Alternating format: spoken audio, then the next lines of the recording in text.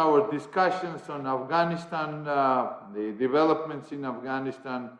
We are following closely at the Rondelli Foundation the developments in Afghanistan, and now, after the month or more than a month of Taliban's takeover in Afghanistan, now the biggest, probably one of the biggest question is, will the world recognize the Taliban government and will start dealing with Taliban's Afghanistan in new type rulership? I mean, on one hand, Taliban badly needs the international recognition, the international aid, and the international financial institutions and the world community members have halted their assistance to Afghanistan and financial aid, and their assets in the Western banks are frozen. But on the other hand, we witnessed the closure of the Women's Affairs Ministry, the new restrictions for women and girls, no inclusiveness, despite the fact that some minorities have been included just today in the Taliban government. But I will stop here. We have the excellent speaker, of course, on this very issue and the Taliban's diplomatic battle. Taliban has won the battle with the rifles, with stingers, with the SUVs and AMVs, but now they have to win the diplomatic battle. So Dr. Ibrahim Fraihat will be our very, very distinguished guest from Doha. Thank you very much. Dr. Ibrahim Fraihat is an associate professor in international conflict resolution at the Doha Institute for Graduate Studies and non-resident fellow at Deakin University Middle East Studies Forum in Australia. He previously served as a senior foreign policy fellow at Brookings Institution and taught conflict resolution at Georgetown University and George Washington University. His latest book publications include Iran and Saudi Arabia Taming a Chaotic Conflict and Unfinished Revolutions, Yemen, Libya, and Tunisia after the Arab Spring. So I will stop here. I want to apologize for a little delay for starting our event and for last organizational issue. Our distinguished guest, Dr. Fraihat, will give us his analysis, the insights of the Taliban's diplomatic battle, and after his presentation, the participants will be able to put their questions in the chat. You can see below the special icons for putting the questions. So I will stop here. Dr. Fraihat, the floor is yours. Thank you very much, Your Excellency, Mr. Alex, for this great invitation, and for the Rondelli Foundation for organizing this and for having this conversation on the future of Afghanistan and where we go from here. I am delighted to be with you to share my thoughts as an independent scholar specializing in international conflict resolutions, where I look at international conflicts and try to see where the patterns of these conflicts and how they develop, how they evolve, and the prospects of their resolutions, and to what extent they are on a track of escalation or de-escalation. We all saw the NATO withdrawal from Afghanistan on August 31st, and after a lot of discussion and talks back and forth on what will happen after the withdrawal, or whether the withdrawal will be delayed or any of that. But ultimately we saw the withdrawal completed by the specific date, August 31st, and Taliban became in charge. And with that, we ended a 2-decade war in Afghanistan, where, as you said, Mr. Alex, that Taliban has won the war, won the battle in Afghanistan after fighting for 20 years. And I think there is enough consensus within the observers of this conflict that the military battle has been won by Taliban. But then again, as a conflict resolution specialist, I look at the challenges and what is after the military or after this war or after the military won that Taliban achieved after 20 years of fighting. And that's why we're having discussion under the title of the Taliban's diplomatic battle. And in my view, I think though it was extremely difficult, extremely challenging, the war over the past 20 years, and Taliban managed to win it, probably they are now facing a more difficult battle to win, which is the diplomatic one, which requires a whole different tactics, a whole different strategies, and a whole different approach, and a whole different administration. It requires something that's completely different from fighting in the mountains, in Tura Bura mountain, or in the other areas, in the remote areas in Afghanistan. This is now you are in charge and you have to deliver. You have to do meaningful reconstruction of the country and to manage successfully. And this requires different expertise and different qualifications in order to win this. Now, the question is whether Taliban is positioned to win this war and what are the chances or the obstacles for Taliban to win the diplomatic battle. And in my view, there are 3 factors that will determine whether Taliban will be able to win the diplomatic battle or not. These 3 factors, they are key factors. They are pillars of any post-war reconstruction processes, not only in Afghanistan, but in many other countries. In the case of Afghanistan, when we apply it, the very first pillar that's needed for a successful post-war recovery, post-war reconstruction, is security. You need to have security, because without security, you cannot rebuild, you cannot reconstruct. And when we look at the cases around us, we see that many countries failed because of the lack of security after the war ended. And here I can talk about Libya after the collapse of Gaddafi, where it went into deep chaos. And the lack of security put the country on a track of a civil war in Libya. It's the same thing in Yemen, it's the same thing in Syria, and everywhere you can look at it, security is always a factor, a pillar for successful reconstruction. Without security, you cannot rebuild. Now, Taliban is lucky on this level that actually their strength. They are very strong on the security factor.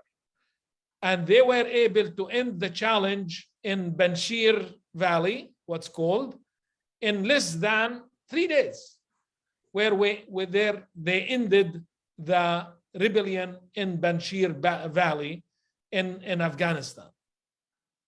And of course, there are serious challenges remain here, that the relationship with the more extremist parties, in particular ISIS branch Khorasan, what's called there, that they defy Taliban. They're not on the same page with them. And Taliban committed in the Doha agreement in February 2020 that they will end the radicals or the terrorists, or call it whatever you want to call it, the jihadists operations from Afghanistan, and not to give them a platform for their activities. In the very short period of time, a few weeks after the American withdrawal, we have seen ISIS actually started a number of attacks. One of them was just 2 days ago in Afghanistan itself. So there is definitely a challenge that whether Taliban will be able to have security in the country. In my own analysis, from what we've seen, I think Taliban is positioned strongly to fight this fight and be able to secure in Afghanistan. So I'm not very concerned that they will fail on that and that we will see a different battle, right? Given the indicators that we have at the moment. Things might change in the future, and we might start seeing a more or a stronger reaction from ISIS and other groups. So the collapse on the security level remains a possibility, though at the moment it's not a very strong possibility. That's one. Two, the second factor, the second pillar for a successful a successful post-war recovery is national reconciliation. They need to have national reconciliation in Afghanistan. Afghanistan is a war-torn society.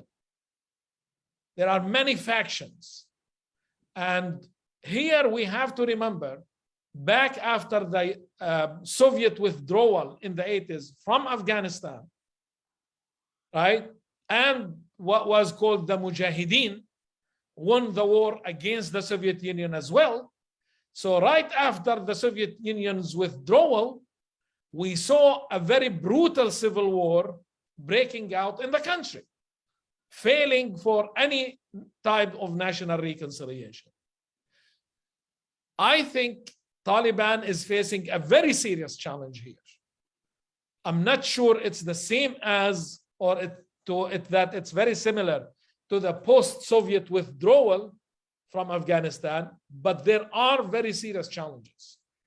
In particular, we are seeing already a government formed, though it's still a transitional government, but a government that has excluded key communities like the Hazara, right, in Afghanistan from the government.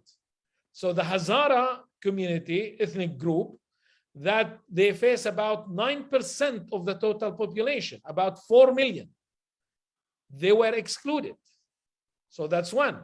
Religiously, the Hazara are also mostly Shia, not Sunni. So there is also a sectarian dimension here that Taliban is also facing on this level. This is not helping, right, with that. Second, also we haven't seen key personalities, political figures from the former government or from the former regime that are taken or participating or joining this government. There are personalities like political figures like Hamid Karzai, Abdullah, and others that we haven't seen them joining, or others from the previous governments joining this. So what we're seeing in the new government, a non-inclusive or an exclusive type of government being formed, but again, it's still transition, right? So we still can give Taliban the benefit of the doubt that this is a transitional, right? And they might perform better in the other government, right? But again, we have not seen so far on the national reconciliation that though Taliban made many inclusive statements, political statements, that yes, they did not resort to any type of retaliation. They granted almost a blanket amnesty to everyone, anyone who worked with the former regime, former government, no retaliation, no, so they made these statements. But we haven't seen, this is different from being inclusive of including those, whether it's the former government or other ethnic groups like the Hazara taking place, or other sects like the Shia participating in the new arrangements. That has not been the case. So we yet to see to what extent that Taliban will be able to achieve national reconciliation on this level. Now, also under this issue of national reconciliation, yes, we agree that Taliban now 2021 is not the same as Taliban 2009 in the 90s. It's a different entity, right, to a certain extent. So yes, they're not destroying TVs or banning girls from going to school, like the practices. So far. Yeah, so far, the practices that they did in the 90s, but we haven't seen, right, also more inclusive or something substantially different on the women issues. That hasn't been the case. We haven't seen, right, serious changes also taking place on this level that we would see in the media, in government, in education, and all this type of things, to see something more inclusive.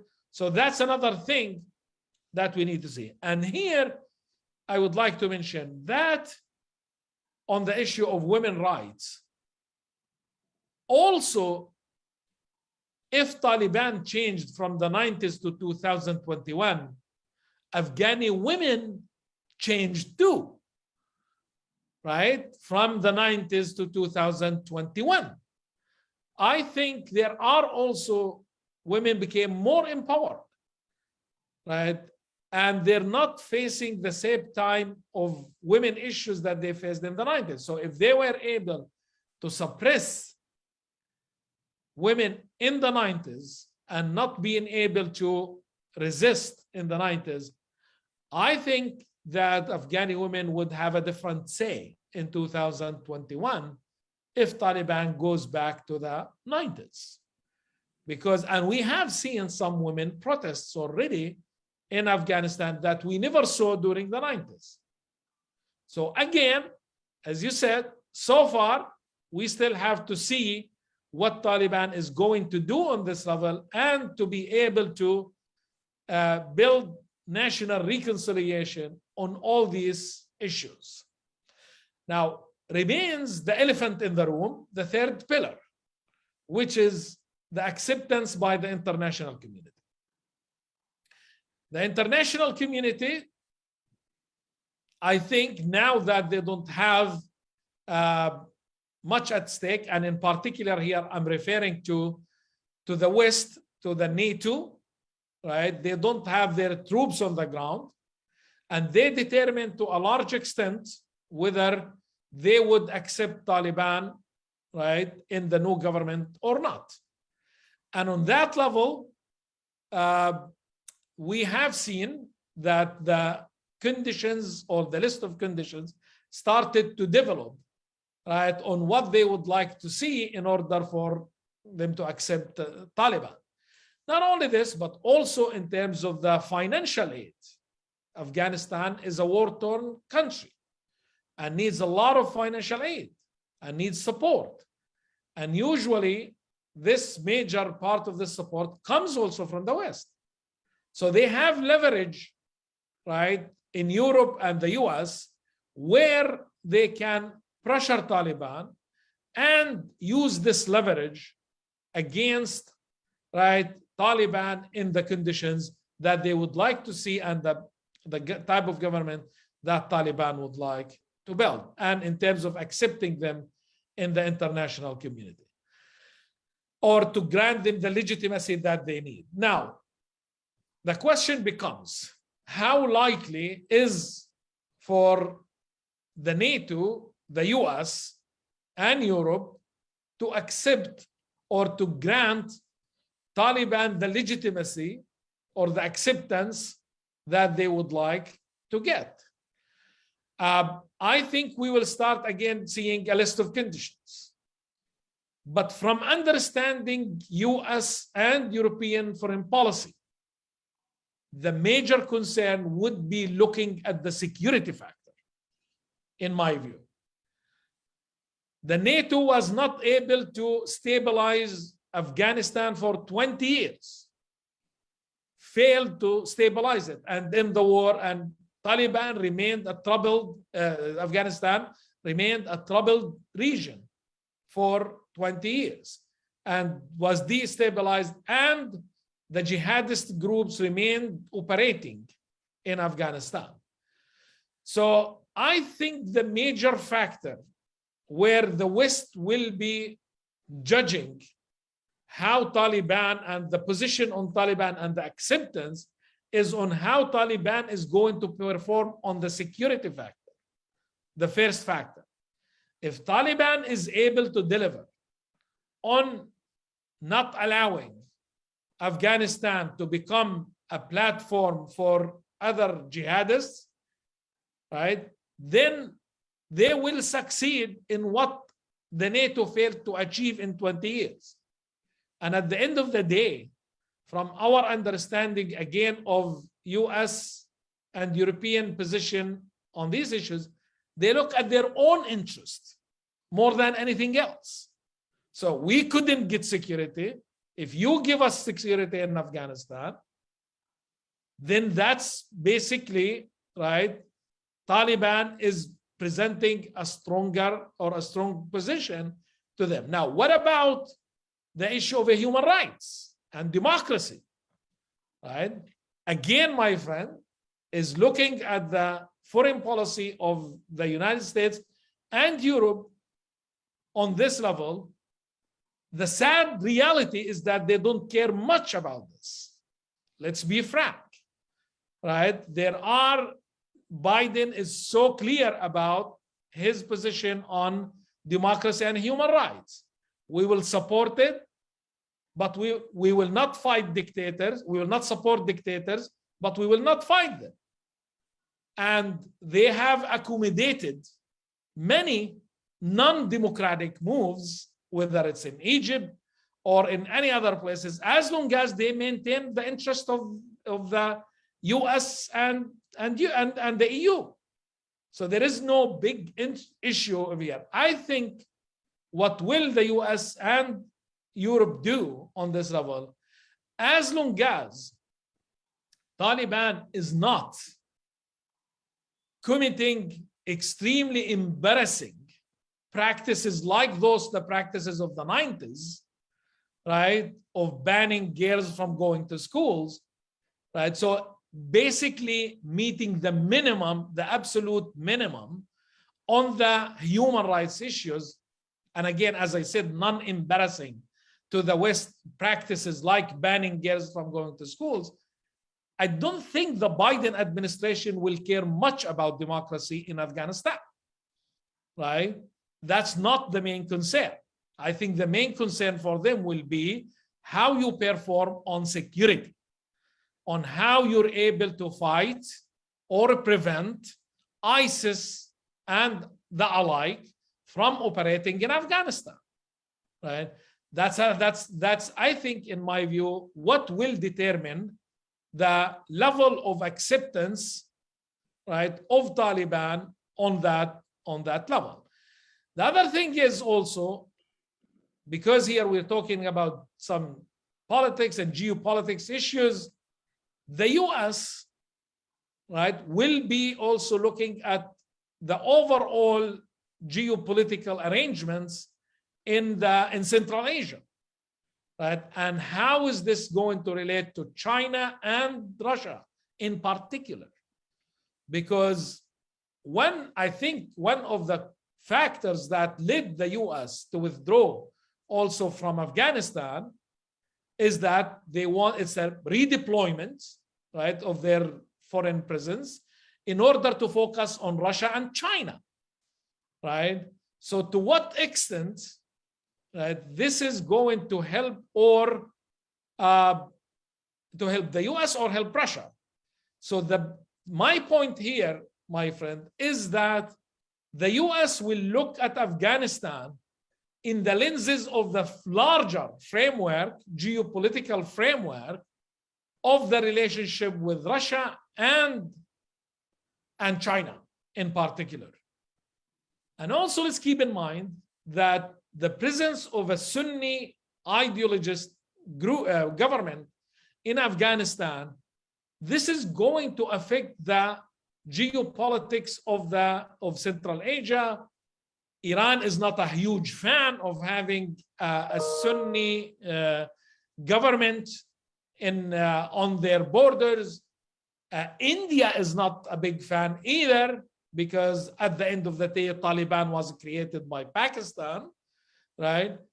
And China is driven by economic interest mainly, right? This is a huge market for business and reconstruction, and this is as far as I can go, right? And a confused Russia, what I call, about the position on Afghanistan. On one hand, Russia is not a big fan either of having an ideologist group, a Sunni government also in Afghanistan, given the history, right, of the relationship that they have with Afghanistan. So they're not a big fan of this. And also Russia marketed its intervention, right, outside is on the war against terrorism. And Taliban was for the past 20 years as a terrorist organization. So how your pragmatism you're going to reconcile, right, with your positions over the past 20 years, treating this as a terrorist group, right? But at the same time, right, they can't afford to engage also Russia in a new position with a new war or a new conflict with Afghanistan, after seeing what the NATO suffered over the past 20 years of bleeding for 20 years in Afghanistan without achieving any outcome. So though we have seen certain reconciliatory positions from Russia towards Taliban, right, opposing, for example, or abstaining in the Security Council from voting on the position against Taliban a few weeks ago, but they did not use their veto. They could have just vetoed the resolution and prevented it. They made some political statements, but I think, again, Russia is still confused about the best strategy and the best way to move forward in dealing with Afghanistan. So again, the US will look at this, right, again, within the larger framework, geopolitical framework, and how their relationship is dealt with Russia and with China as well. And I'm sorry if I'm taking longer than what I should. I'll try to wrap up with because I was also asked about this is about the Qatar position, which is trying to play more of the intermediary, right, and achieve again the soft, or maximize its soft power, right, of being the player that's able to bring all the parties, right, on the same page, and the point where is the country where all the parties meet, right, of hosting the negotiation between the US and Taliban since 2014, opening an office, a representation office for Taliban, and then hosting the negotiations and seeing embassies moving from European embassies moving from Kabul to Doha, and so forth and so forth. So Qatar is also playing this role in order to also maximize its soft power and be the player where all the parties can meet and mediate with the US, with Europe, and with the Taliban, because also they're the ones that they're having to engage with the Taliban on many levels, and also achieving other reconstruction objectives in reconstruction, Qatar and Turkey, right, of now being in charge of running the airport. And we're seeing the Qatar and Turkish teams are trying to run the airport and also achieve certain goals. So it's very complicated on different levels, but Taliban, at the end of the day, as I started saying, in order to succeed, they have to in their diplomatic battle, and to answer the title of this discussion, they have to perform well on security, and they have a good chance to do this given their how they managed so far.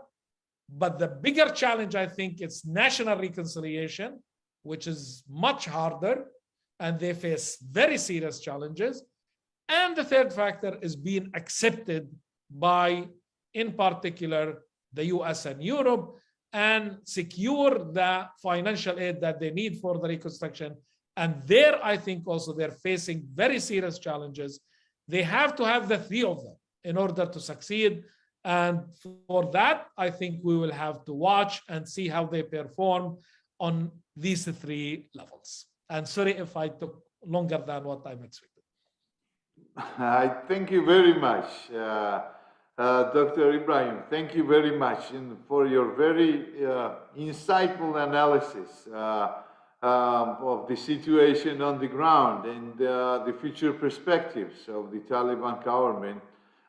You sound to me pretty optimistic, I must say, because today I also saw in the news that the Taliban government's spokesman, Mr. Mujahid, Zabiullah Mujahid, said that there is no Al-Qaeda and there is no ISIS-K in Afghanistan. I quote him, "We haven't seen any person who has seen the Al-Qaeda and the ISIS groups in the country. They have nothing to do in Afghanistan, etc., etc."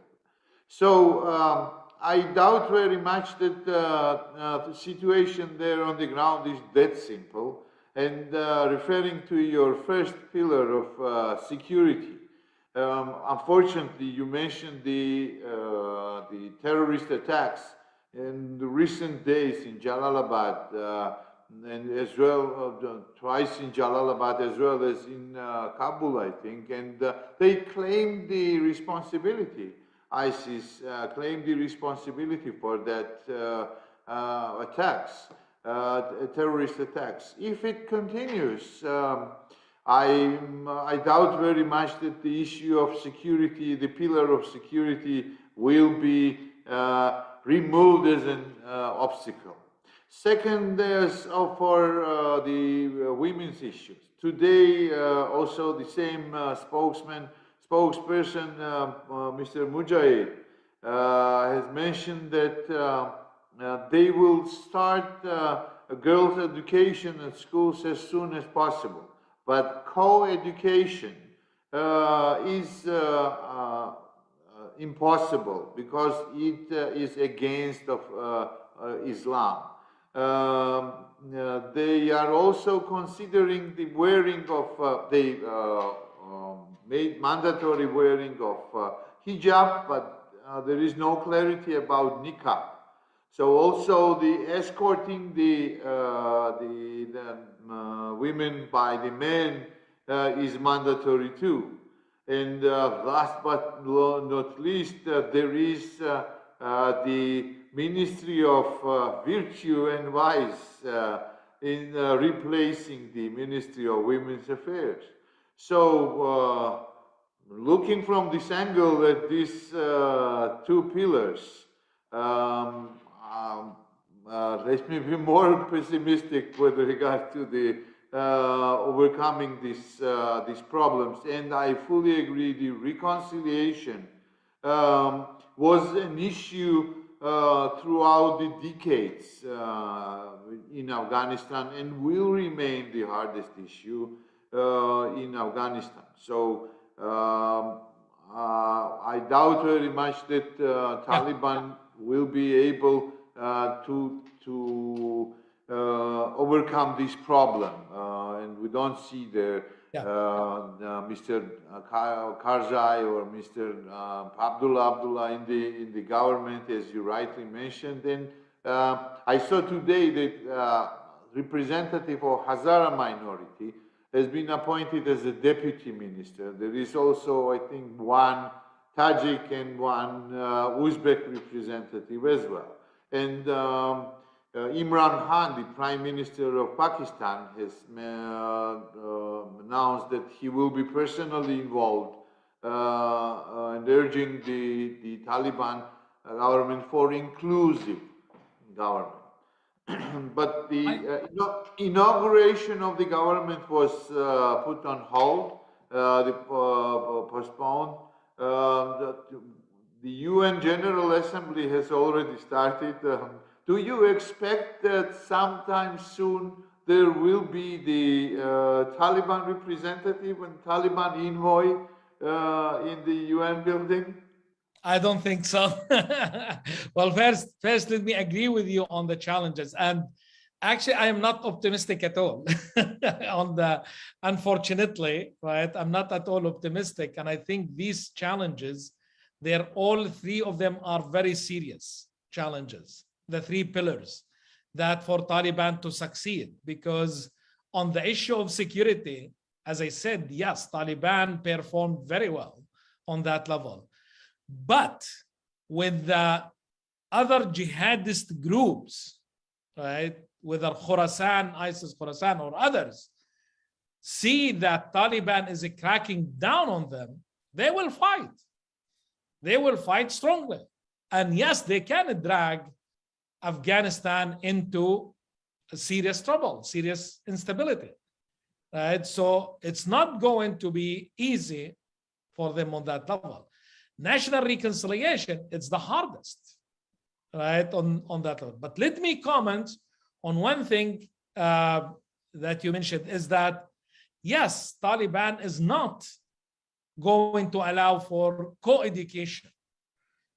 But let's think how many countries that the US, right, accepts these practices and they don't raise even one question of their even allies, right, that they don't allow for co-education and they don't care, right? And that's actually, I'm critical of the US position and European position, because they do compromise on human rights issues, right, if Taliban offers them security, right? So that's where I think one of the major problems we have is that on the issue of democracy and human rights, if they're given security and if Taliban succeeds in the first pillar, right, the Europe and the US will give a blind eye for, again, as long as Taliban is not committing a very embarrassing practices, again, like what they did for them in the 90s. And here, I think you mentioned a very important point, which is the role of Pakistan and Qatar. I think they will be the two friends of Taliban that they will be trying to pressure them, right, not to commit or to allow for girls' education and for inclusivity of other groups, right? Yes, they appointed a deputy minister, but that's not enough, right? And we still need to see more. I think the pressure will continue. The pressure will continue, and the Taliban understands that they realize that they really need the international recognition to get the international aid, because almost half of the population, about 18, 19 million of Afghans need badly the food, and there is a humanitarian crisis in Afghanistan right now. Let me put the question of Mariam Tokadze, our distinguished colleague and friend. who is very well, very good expert at counterterrorism and radical issues from GCSD. And her question is, do you see any value in the claim that the reason the international effort in Afghanistan failed is that the nation-building model offered to Afghanistan was flawed as it didn't give due consideration to the role of tribes and the societal divisions along tribal and sectarian lines? And the second question is also by Mariam here. Given the situation described where there is a looming threat of civil war, could we witness yet another congregation of foreign fighters in Afghanistan, especially given the presence of ISIS-K on the ground? Thank you. I think these are two great questions. Probably we need another lecture for them, but I'll try to answer. Yeah, sure. Let me agree with your expert on the first one, is that unfortunately, we are seeing a pattern of failure in state building that's led by the United States. We have a pattern. This is not the first failure. We have seen this in Iraq, right? It seems that the US is good in coming and demolishing the security system in place, regardless of how oppressive this security system is, like Saddam Hussein in Iraq and Gaddafi in Libya, right? But we do nothing about reconstruction, right? And we don't do the minimum in the state building. In Iraq, we saw Paul Bremer dissolving the Iraqi army right after the collapse of the Saddam regime, but then turning the country into a sectarian war, a brutal sectarian war. And your expert is absolutely right, because everyone... He's the director for the GCSD and one of the best experts on... Yes, that doesn't surprise me. And I see in everyone you and your expert, she knows this very well, that the Iraqi government, the Noor al-Maliki government in Iraq, was the most sectarian government in the entire Middle East, right? That excluded, marginalized the Sunnis in Iraq, but nevertheless was fully supported by the United States. And the US failed to see this, right? That was supporting a sectarian government that drove the country into a civil war, right? So we are seeing in Afghanistan, yes, no mobilization of the Loyojerga, for example, the tribal component in Afghanistan. The sectarian factors in Afghanistan was not dealt with very well. And most importantly, in my view, the government that built lagged the local legitimacy, right? By, again, the tribes or the society or the different structures, right, in Afghanistan.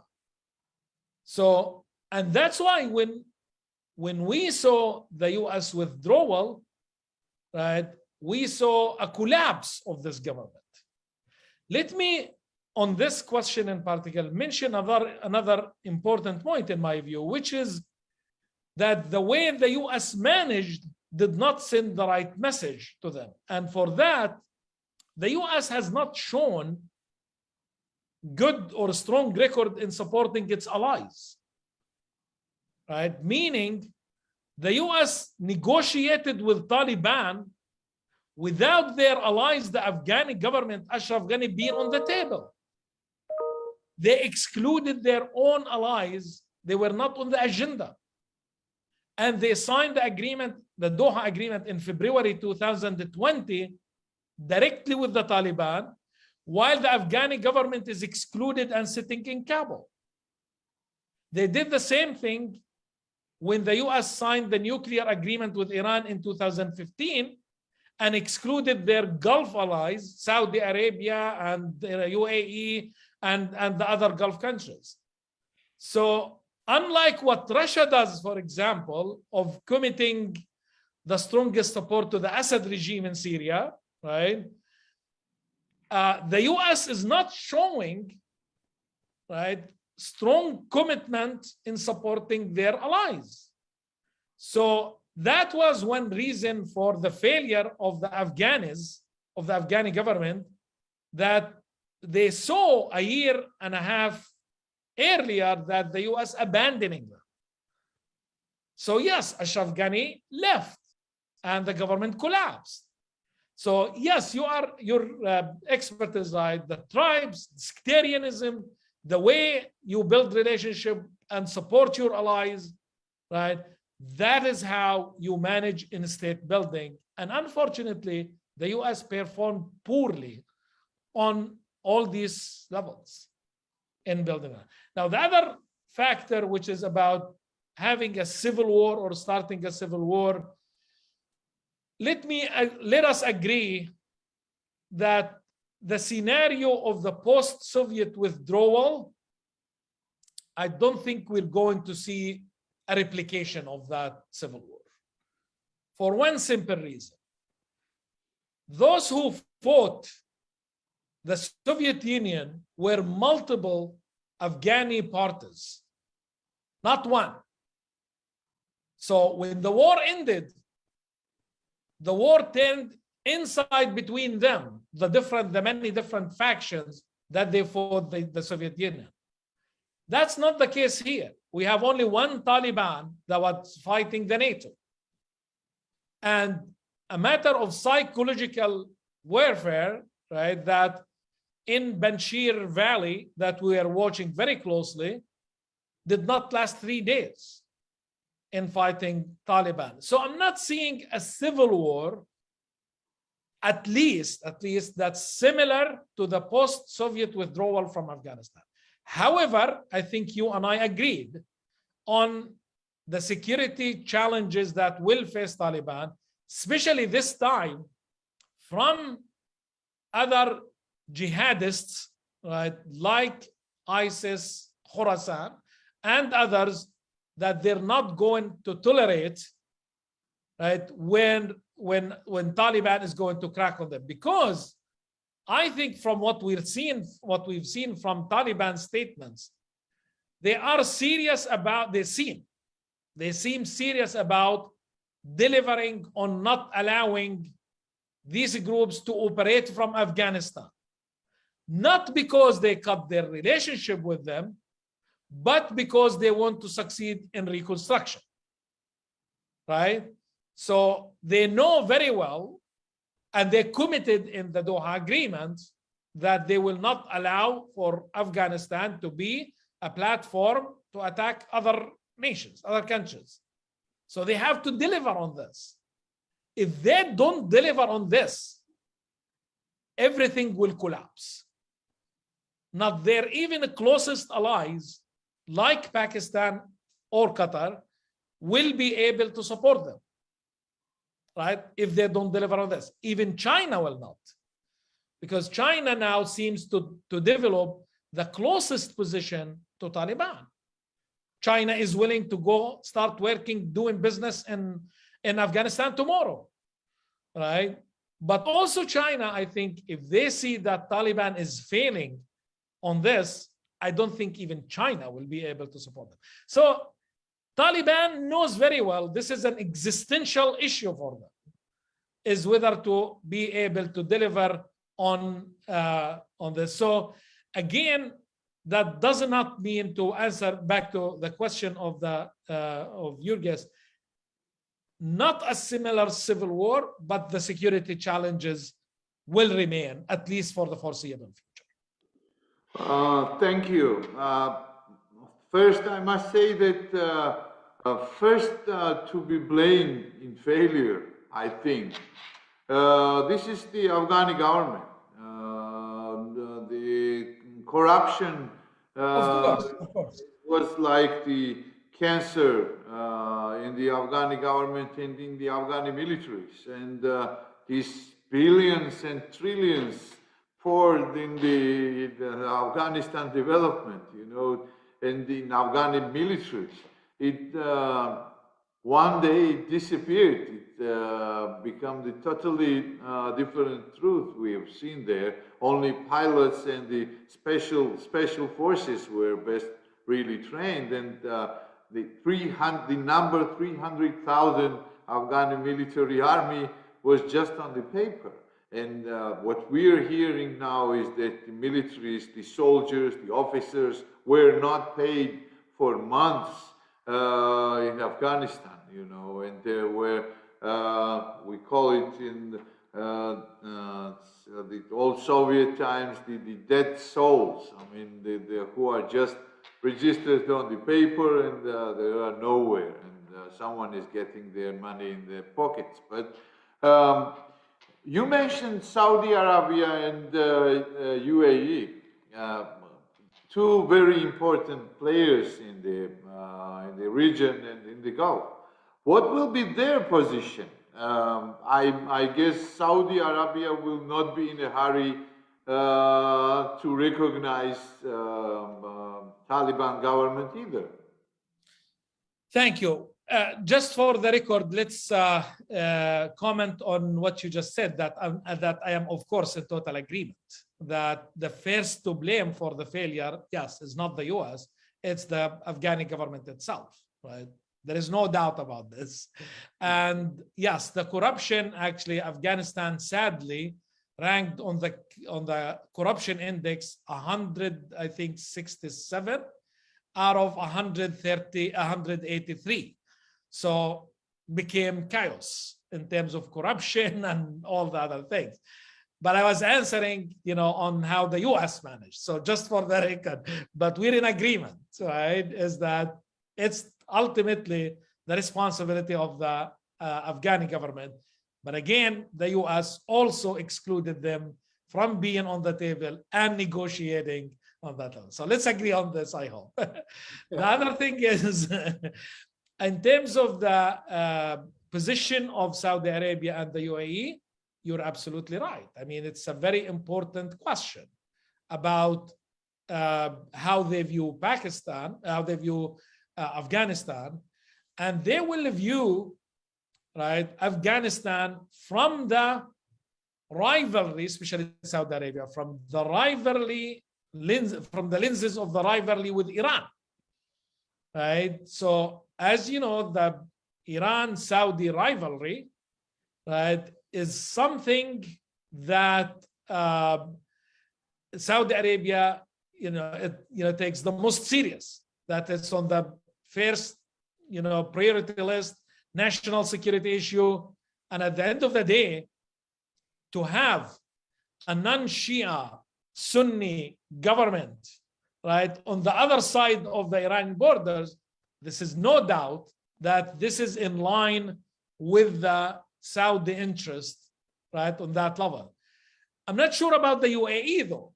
The UAE is not mostly driven by the foreign policy is not mostly driven by the sectarian factor, which is UAE is running different policy on not supporting Islamist governments, right? More on sectarian lines. Secular governments more than Islam. Though, of course, the UAE is not in a rush, right, to recognize, though we have seen senior level government visit from the UAE to Afghanistan just a couple of weeks ago. Of course, the UAE is not interested in also building tense relations, right, with Afghanistan. There is no interest for the UAE in this. But nevertheless, whether we're talking about Saudi Arabia or the UAE, I think, again, going back to the security issue and the acceptance by the international community. If Taliban succeeds and it's not going to be easy for Taliban to succeed on the security and the acceptance of the international community, especially the West. If they don't succeed, I do not anticipate to see Saudi Arabia or the UAE rushing into recognizing a Taliban government there. Once this is cleared, I think we can see a more serious engagement, especially by Saudi Arabia, into this, because this is again to have a Sunni government on the other side of the Iranian borders. This is perfectly in line with their most important battle, which is the balance, right, between between Saudi Arabia and Iran. So this does help in the balance if Taliban again succeeds in Afghanistan, with rebalancing the regional order and with balancing with Iran. So, but again, from what we've seen also, Saudi foreign policy and practices, we have not seen a direct support of a government that does not meet the acceptance of the international community in order to engage. So I think this is very unlikely in the near future for them to recognize Taliban unless Taliban succeeds. Thank you, Dr. Ibrahim. More we speak, more questions are coming up, but unfortunately we are limited in our time. Thank you very much. As you very rightly mentioned, there will be these three pillars crucial to future of Afghanistan, future of Taliban government, and I think these hurdles to be overcome in the nearest future. It cannot last for long, and I think Taliban will face dramatic challenges in the nearest future, because the skills and capabilities of Taliban, maybe in fighting, are very high, but in building the nation and building the country and managing and leading the country are very doubtful. So I hope very much that we will meet again, either through the Zoom meeting, or we will be able to invite you to Georgia after this pandemic will go away, or will be easier to travel. So thank you very much. Thank you. Wish you all the best, and let's stay in touch. Thank you. Thank you, Your Excellency, for this opportunity to be with your organization and with your experts to share my views. It's been an honor. I'm very delighted, and I benefited from this discussion. I learned from the thoughts of your experts, and thank you for that. Thank you for the great opportunity. I hope this pandemic will be over soon for our humanity, inshallah, and that we will have a chance to meet somewhere, maybe in Doha. Yes, and not to forget, I have to thank Georgian ambassador to Qatar, Ambassador Revazishvili, for helping and assisting us in organizing this webinar. We are very grateful, the Rondelli Foundation, to him, and thank you. All the best, and bye-bye. Thank you.